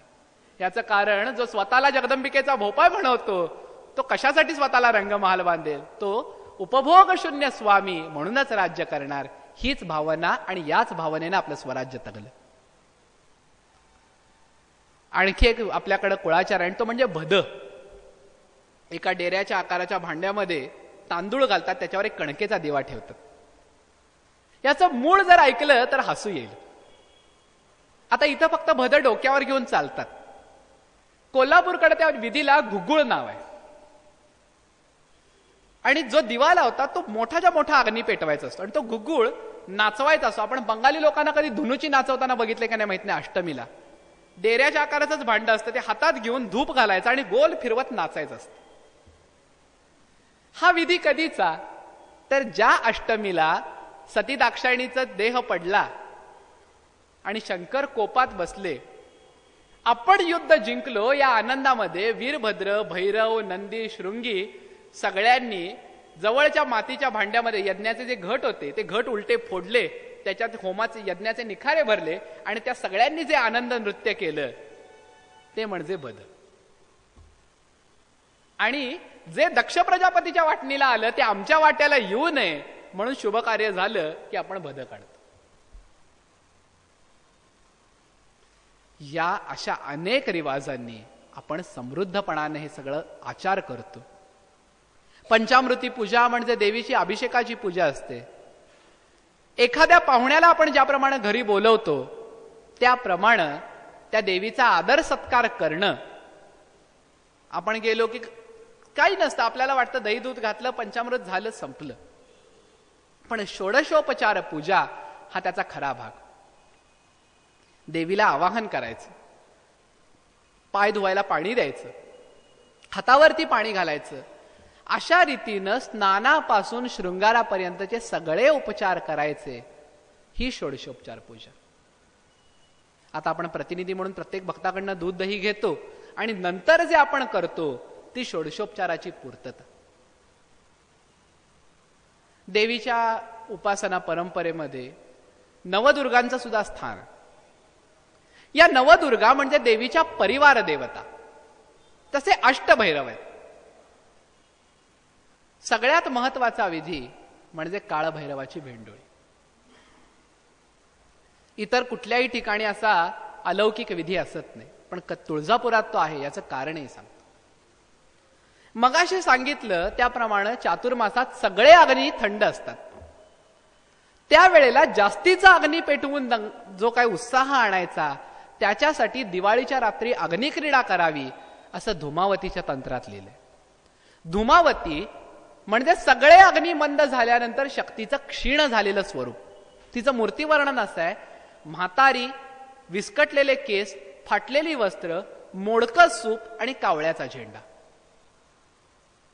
अशा धूमावतीचा काळ अश्विन अमावस्येला संपतो आणि अश्विन अमावस्येला ती भरात असते. त्यावेळेला जास्तीचा अग्नी प्रज्वलित करायचा म्हणून ही काळभैरवाची भेंडोळी नाचवली जाते.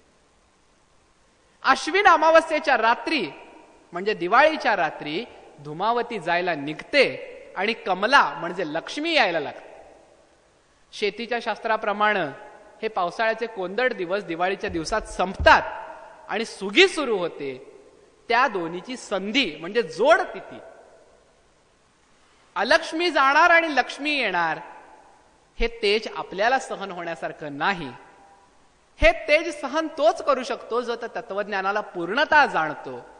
म्हणून दशावतार मठातल्या गरीबनाथ बुवांना या दिवशीच्या पूजेचा मान.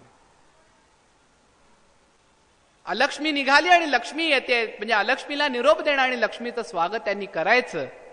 ते सुद्धा माथ्याला देवीच्या अंगावरच्या साडीचा फेटा बांधून. आपण विचार केलाय का कधी कुणाकडे पैसा कमी आहे का बुवांना एक चांगला भरजरी फेटा आणायला? मग साडीचा का म्हणतो आपण? शाक्त तंत्रामध्ये एक पद्धत आहे. आपण गेल्या शतकामध्ये रामकृष्ण परमहंसांचं उदाहरण बघितलं तर देवीची उपासना करता करता तत्स्वरूप व्हायचं. देवीला आणलेला प्रत्येक अलंकार आणि वस्त्र स्वतः ल्यायची आणि मग जगदंबिकेची पूजा करायची. इथपर्यंत भावसमाधीला हे शाक्त तंत्रातले आचार्य पोचायचे. इतक्या ताकदीचा जो महंत आहे तो त्या पीठावरती आरूढ व्हायचा. जगदंबिकेला आणलेलं लुगडं स्वतः नेसण्यापर्यंत त्याची भावसमाधी लागायची आणि त्या भावसमाधीतच त्यानं जगदंबिकेची पूजा करायची. हा आचार, ही रीत रोजच्या जनमानसात चालेल. म्हणून मग गरीबनाथ मठाचे मठाधिपती वर्षभर तुळजापूरच्या मंदिरात येत नाहीत, किंबहुना मठाबाहेर पडत नाहीत. ते या कारणासाठी. अर्थात आता बाकीचे तंत्राचारातल्या गोष्टी निघून गेल्या, फक्त औपचारिकता राहिली, पण त्याचं मूळ हे या गोष्टीत आहे. आणि म्हणून ज्या वेळेला बाकीच्या लोकांचा उपसर्ग नाही, अशा मुहूर्ताला त्यांनी जाऊन पूजा करायची. मग हे सगळ्या लोकांना समजावून सांगणार कसं? म्हणून मग पद्धत पडली. त्यांच्यातल्या एका मठाधीशांनी अट्टाहास धरला, मी काशीला जाईन, या जगदंबिके पुढं काशीला जाईन असा अट्टाहास धरला. ते काशीला गेले आणि तिथून त्यांना काशीचा जो प्रसाद मिळाला त्या क्षणी मातेनं सांगितलं की इथं पर तू माझ्या मंदिरात येऊ नको. ही बाळबोध कथा. जावळ काढायचा विधी सुद्धा अशाच अर्थाचा आहे. ज्याचं मूल जगत नाही, माझं मूल जगू दे, तुझ्या दरबारी येऊन जावळ काढीन, म्हणजे थोडक्यात आपल्या अपत्याच्या जीविताची शाश्वती या जगदंबिकेकडून मागून घेणं, यासाठी जावळ काढायचा विधी. आणि त्याला दुसरा एक अर्थ आहे. केश म्हणजे मोह. माझा सगळा मोह मी त्यजून देतो, हे दाखवण्यासाठी आपण त्या बाळाचं जावळ देवी समोर काढतो. पण सिंहासन भरण्याचा नैवेद्य असाच की माझं एक बघा, लोकपरंपरेत साधे वाक्य असतात. कोल्हापूरच्या ज्योतिबाला चैत्री यात्रेला झेंडा लावायचा नवस असतो. माणसं त्याला गारण करतात, देवा केदारा माझा झेंडा लागू दे, मी तुझा लावतो. म्हणजे माझा जे वैभव मला अपेक्षित आहे ते मला मिळू दे, मी तुझ्या नावाची गर्जना करतो. तसं माझं घर समृद्धीनं भरू दे, मी तुझं घर भरतो, असा भक्ताचा नवस. म्हणजे दही, दूध, तूप ह्या सगळ्याची लयलूट होणं, दह्या दुधा तुपासाठी सिंहासन भरण्या इतकत खर्च करण्याची ऐपत माझी येऊ दे, हे सांगण्यासाठी म्हणून लोकाचारानं सिंहासन भरण्याचा नवस काढला. तुळजापूरला अश्विन पौर्णिमेला काठी येते. ती काठी आल्यानंतर छबिना निघतो. शासन काठी, ज्याला आपण इकडे तुळजापुरात काठी म्हणतो, पण कोल्हापुरात त्याला शासन काठी म्हणतात. शासन काठी याचा अर्थ असा, एक लक्षात घ्या, अभ्यास करायला फार काही लागत नाही, म्हणून मी आपल्या पुढे बोलायला उभा आहे. फक्त निरीक्षण करायचं आणि लोकाचाराबरोबर त्याची सांगड घालायची. एखाद्या आमदारांनी, जिल्ह्याच्या आमदारांनी जिल्ह्यातल्या सगळ्या तहसीलदारांची वगैरे बैठक बोलवली. ते कसे जातील? आपापल्या तहसीलाचं दप्तर घेतल्याशिवाय त्यांना त्या ऑफिसमध्ये कोणी घेईल का? शिक्के, त्याच्यानंतर स्टॅम्पॅड सुद्धा आपलं आपलं घेऊन प्रत्येकाला गेलं पाहिजे.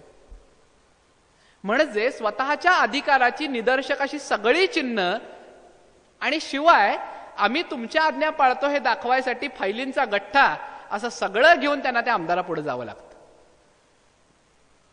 मग ही जगज्जैक जननी ज्या वेळेला आपल्या भक्तांना बोलावणं धाडते, माझ्या उत्सवासाठी या म्हणून सांगते, त्यावेळेला आपण काय नेलं पाहिजे?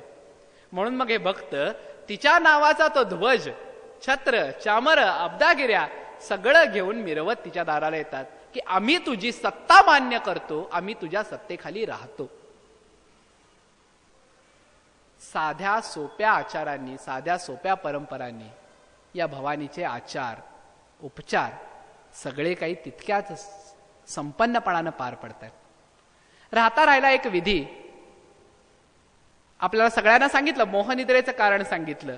श्रमनिद्रा का युद्ध करून जगदंबिका थकते इथपर्यंत सुद्धा माहिती आहे. पण सुखनिद्रा का? तर काले वर्ष तू पर्जन्या पृथिव्या सस्यशालिनी असा एक नियम आहे. शाकंभरीच्या नवरात्राची कथा अशी की 100 वर्ष अनावृष्टी पडल्यानंतर ही अंबिका शताक्षीच्या रूपानं प्रगट झाली. 100 नेत्रांनी तिनं देवांना, जनतेला बघितलं आणि त्यांना पाऊसधारांनी संतुष्ट केलं. ही शाकंभरीची कथा. तर त्यापूर्वी जगदंबिका स्वानंदात रमलेली होती. स्वानंदात म्हणजे तिला जगात दुःख आहे ते दिसत होतं, पण जोवर भक्त काकुळ तिला येत नाही तोवर ही अंबिका प्रगटत नाही. म्हणून पौषातली प्रतिपदा ते सप्तमी ही निद्रा देवीची सुखनिद्रा. या सुखनिद्रेच्या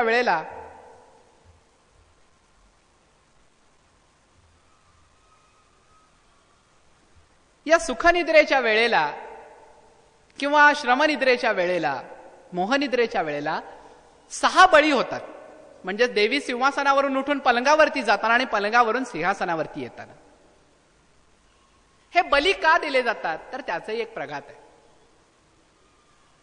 आता पुन्हा लोकाचाराकडे यायचं. एखादे मोठे साहेब निघालेत आणि त्यांच्या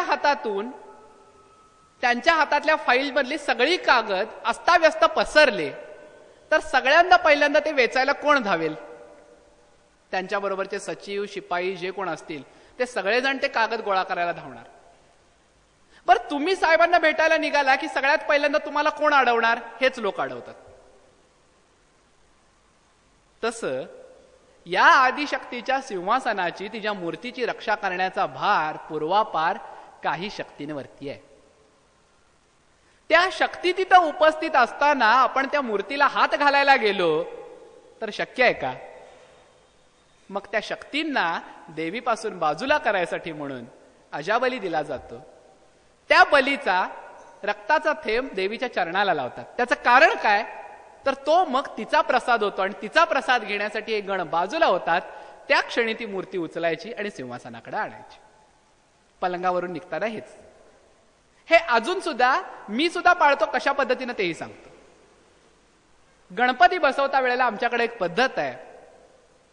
म्हणजे मोठ्या मंडळांचा पंचायत आणि याग एक असतो. त्या यागाच्या वेळेला आमची पद्धत अशी आहे की देवाची प्राणप्रतिष्ठा करण्याच्या आधी एक मोठा कोहळा घेतो, त्याला हळद कुंकवानं पूर्ण माखतो, त्याच्यावरती कापूर घालायचा, तो देवावरनं ओवाळायचा 3 वेळा आणि लांब नेऊन वाढवायचा आणि मग देवाची प्राणप्रतिष्ठा करायची. आणि देवाची मूर्ती हलवता वेळेला पुन्हा हाच विधी करायचा. याचंच तांत्रिक आणि तामसी रूप म्हणजे आपले बळी. मग अशी मी बोलता बोलता एक विषय अर्ध्यात राहिला की उपासना परंपरेप्रमाणे प्रत्येकाची उपासना या तुळजापूर क्षेत्रीय. हे फक्त बोलण्यातलं नव्हे. आपण जर देवीच्या मंदिरात गेला तर यागमंडप किंवा होममंडप जो आहे त्या होममंडपावरचं शिखर बघा. त्या शिखरावरती एक वैदिक जप करताना दाखवलाय, एक योगी उभा संन्यासी दाखवलाय, एक हठयोगी दाखवलाय, एक गृहस्थ स्वतःच्या मांडीवर स्त्रीला घेतलेला दाखवलाय. म्हणजे तांत्रिक, वैदिक, पौराणिक, वामाचारी, समयाचारी अशा सगळ्या प्रकारच्या लोकांची उपासना या जगदंबिकेच्या मंदिरात चालते हे दाखवण्यासाठी या यागमंडपावरती या सगळ्यांची अंकनं केलीत. नवावरण पूजेमध्ये नवदुर्गांचं स्थान सुद्धा तितकंच महत्वाचं आहे. नवदुर्गांमध्ये दोघी भगवती अन्नपूर्णा. अन्नपूर्णा हे जगदंबिकेचं समृद्ध रूप. असं म्हणतात की काशी नगरामध्ये भगवान शंकर नित्य भिक्षेला जायचे. अन्नपूर्णा असून सुद्धा आपला नवरा आपल्या हातचं जेवत नाही याची खंत मातेला वाटायची.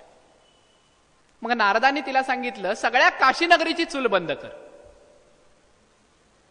माता म्हणाली, काशीची चूल बंद करणं म्हणजे माझी पोरं उपाशी मारल्यासारखं आहे. नारद म्हणाले, मी असं म्हणलं नाही की पोरांना उपाशी ठेव, तू कर आणि पोरांना वाढ. मग मातेनं उपक्रम सुरू केला. हातामध्ये भांड आणि पळी घेऊन सगळ्या काशी नगरीला जेवण वाढायला लागले.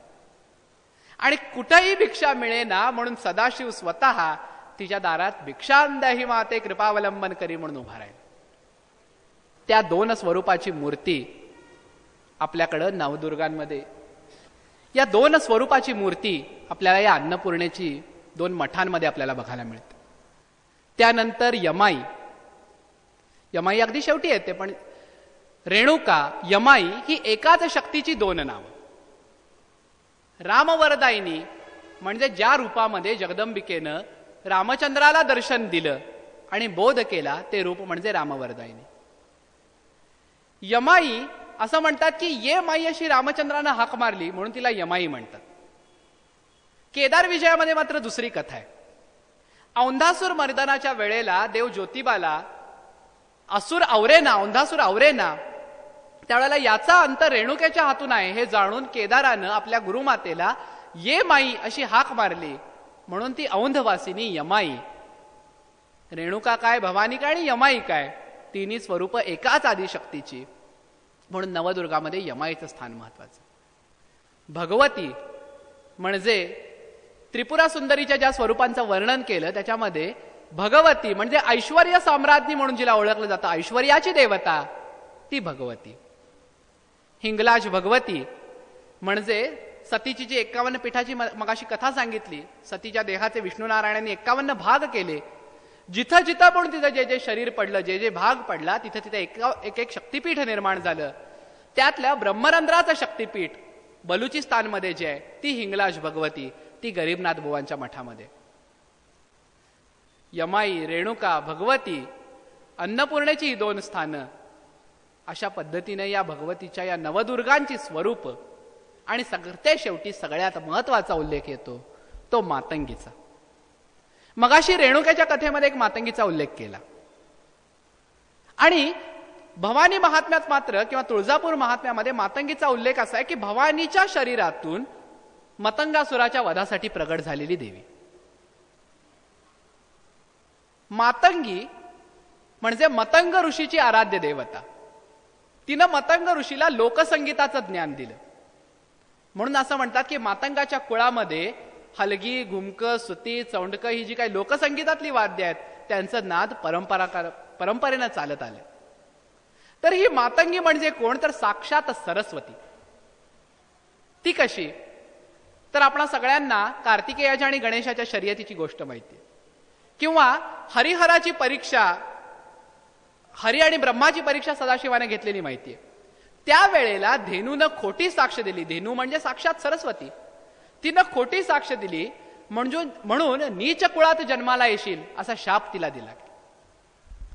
तिनं उशाप मागितल्यावर पार्वतीनं तिला सांगितलं, ज्या वेळेला मी रेणुकेच्या रूपानं जन्माला येईन त्यावेळेला तुझं मस्तक मला लागेल आणि माझं मस्तक तुला लागेल, आपण दोघीही पुन्हा एकाकार होऊ.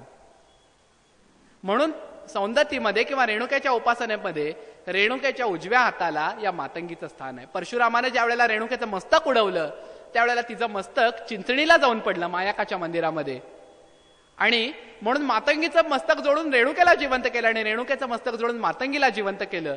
म्हणून दोघींचा मान तितक्याच सारखेपणाचा आहे.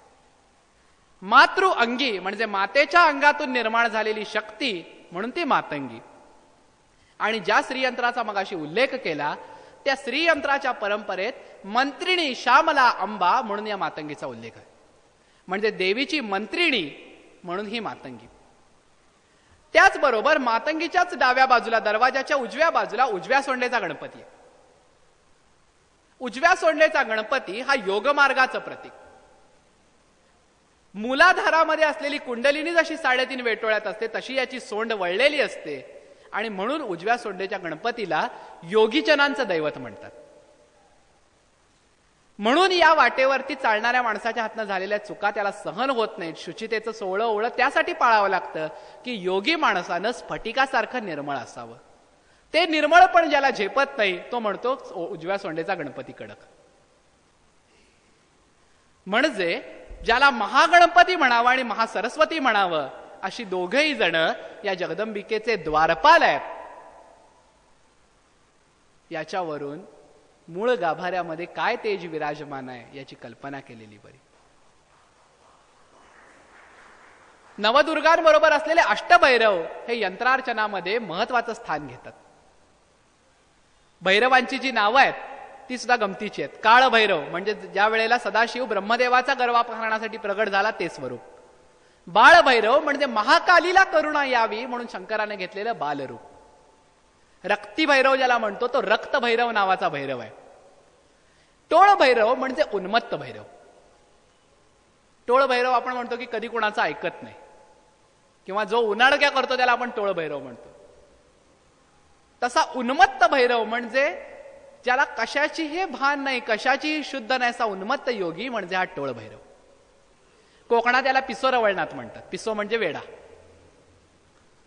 देवीच्या गाभाऱ्यात 2 भैरव आहेत आणि त्यानंतर वाकोजी बुवांच्या मठामध्ये कोटामध्ये एक भैरव आहे. असे हे अष्टभैरव, नवदुर्गा. याखेरीज तुळजापूर महात्म्यामध्ये किंवा भवानी महात्म्यामध्ये अनेक लिंगांचं वर्णन आहे, अनेक क्षेत्रांचं वर्णन आहे, तीर्थांचं वर्णन आहे. नागझरी असेल, पापनाशिनी असेल, किंवा मैकावती असेल, कल्लोळ असेल, गोमुख असेल. या निमित्तानं मी आपणा सर्वांना एक विनंती करू इच्छितो. कोल्हापुरात राहून तुळजापूरचा अभ्यास करणं म्हणजे पुण्याच्या वेधशाळेनं सगळीकडचा अंदाज वर्तवण्यासारखा आहे. ही जबाबदारी आपली आहे. मी कुठेतरी सुरुवात करून दिली आहे समजा, किंवा मला जे माहिती होतं तिथपर्यंत सांगण्याचा प्रयत्न केलाय समजा. इथं मोठ्या प्रमाणावरती युवक मंडळी आहेत म्हणून मी सांगतो. घाटशिळेवरती विराजमान भवानी ही आदी भवानी असा उल्लेख गुजरात मधल्या बारोटांच्या यादीमध्ये मिळतो. 5व्या शतकापर्यंत त्याचे संदर्भ जातात. आपण मात्र भवानीचे संदर्भ 11व्या शतकाच्या पलीकडे जात नाही म्हणतो, पण बारोटांचे उल्लेख 5व्या शतकापर्यंत जातात. आणि कोण कोण पूर्वज इथं येऊन गेले त्याची यादी त्या बारोटाकडे आहे. अशा अनेक घटकांचा, अनेक पद्धतींचा, या अनेक परंपरांचा अभ्यास इथल्या मंडळींनी करावा. आपल्याकडे या देवतेचं पुजारी पण आहे, एक अभिमानाची गोष्ट आहे. आपण सगळेजण शिक्षण क्षेत्रामध्ये चांगले सुशिक्षित होऊन आपापले उद्योग सांभाळता, हेही मान्य आहे आणि ते सांभाळलेच पाहिजेत, कारण नुसती देवीची पूजा सांगून उपजीविका होणं तितकंसं शक्य नाही. पण हे सगळं करताना आपण बाहेर गर्वानं सांगतो की आम्ही तुळजाभवानीचे भोपे आहोत. त्यावेळेला जर एखाद्या माणसानं तुमची भवानी म्हणजे नेमकी कोण एवढं विचारलं तर गप्प बसावं लागू नये. इथपत तरी ज्ञान आपण सर्वांनी मिळवलं पाहिजे. प्रत्येक प्रकारचे भक्तगण येणार आहेत. अलीकडे भक्तांची संख्या वाढत चालली आणि भक्त चिकित्सक होत आहेत. जे लोक इथले पूजा अर्चेचं काम बघतात त्यांनाही माझं सांगणं असं आहे की किमान जी षोडशोपचार पूजा आहे, श्रीसुक्त असेल, रुद्र असेल, पुरुष सुक्त असेल, त्या सुक्तांचं ज्ञान आपण थोडंफार तरी करून घ्यावं. याचं कारण असं की भक्त चिकित्सक होत आहेत. पूर्वी आपल्याकडे येणारा भक्तगण हा श्रद्धेनं येत होता. तो काय देईल, आपण मागेल तेवढी दक्षिणा तो देत होता आणि त्याप्रमाणे तो निघूनही जात होता. पण आताचा भक्त आपल्याला दक्षिणेचा हिशोब विचारणार आहे. अमुक रुपये दिले पण भटजींनी नुसतं दही दूधच ओतलं असं जाता जाता म्हणून जाणारा भक्तगण आपल्याला नको आहे. कारण जाताना त्यानं समाधान घेऊन गेलं पाहिजे. आमच्या गुरुजींनी नीट अभिषेक केला ही कीर्ती जिथं जिथं म्हणून तुळजाभवानीचे भक्त आहेत त्यांच्यापर्यंत पोहोचणं गरजेचं आहे. भवानीच्या मंदिराची पूर्वापार चालत आलेली शिस्त आहे, ती शिस्त तशीच जपली पाहिजे. छापे घेण्याचा जो प्रकार आहे, असं म्हणतात की छापे घेणं म्हणजे पूर्वापार जी शाक्त संप्रदायात मुद्रा घेण्याची प्रथा आहे, म्हणजे आपल्या देवतेचा शिक्का स्वतःच्या शरीरावर उठवून घेण्याची प्रथा आहे, त्याचा अपभ्रंश आहे. असं सगळं तत्वज्ञान आपल्या भक्ताला समजून सांगता आलं पाहिजे. कारण सुशिक्षित भक्त कपडे घालवतात म्हणून छापे घ्यायला नकार देईल, पण त्याच्या घरचा कुळाचार असेल तर लाजत का असेल ना तो बिचारा उभारेल. त्यावेळेला त्याच्या मागची कारण मीमांसा त्याला पटली तर त्यातनं योग्य तो मार्ग काढता येईल. असं या सगळ्याच प्रथा परंपरांबाबतीत आहे. माझ्या अल्पमतीप्रमाणे जे काही आपल्याला सांगता आलं, जे काही आपल्यापर्यंत मांडता आलं ते मांडलं. आपण सगळेजण सुज्ञ आहात, इथले वास्तव्य करणारे आहात, त्यामुळे माझ्यापेक्षा खचितच नक्कीच माहिती आपण सर्वांना जास्त आहे. आपण सर्वांचाही अभ्यास तितकाच आहे. म्हणून मी आपला निरोप घेणार आहे. इथं मला या पुजारी मंडळानं आमंत्रण दिलं, इथं आपली सर्वांची आणि जगज्जैक जननीची सेवा करण्याची संधी दिली, याबद्दल मी आपला सगळ्यांचा ऋणी आहे. पण त्याही बरोबर मागच्या वेळेला एक थोडाच कार्यक्रम राहून गेला असं वाटतंय की आपल्याही मनामध्ये जर कुणाला काही जास्तीचं सांगायचं असेल किंवा एखादा मुद्दा या भाषणातून सुटून गेला असेल, या मांडण्यातून सुटून गेला असेल, तर त्याची आठवण आपण सर्वांनी करून द्यावी, जेणेकरून सगळ्यांचा आनंद सोहळा हे नाव या कार्यक्रमाला सार्थक ठरेल. जय जगदंब उदय असतो.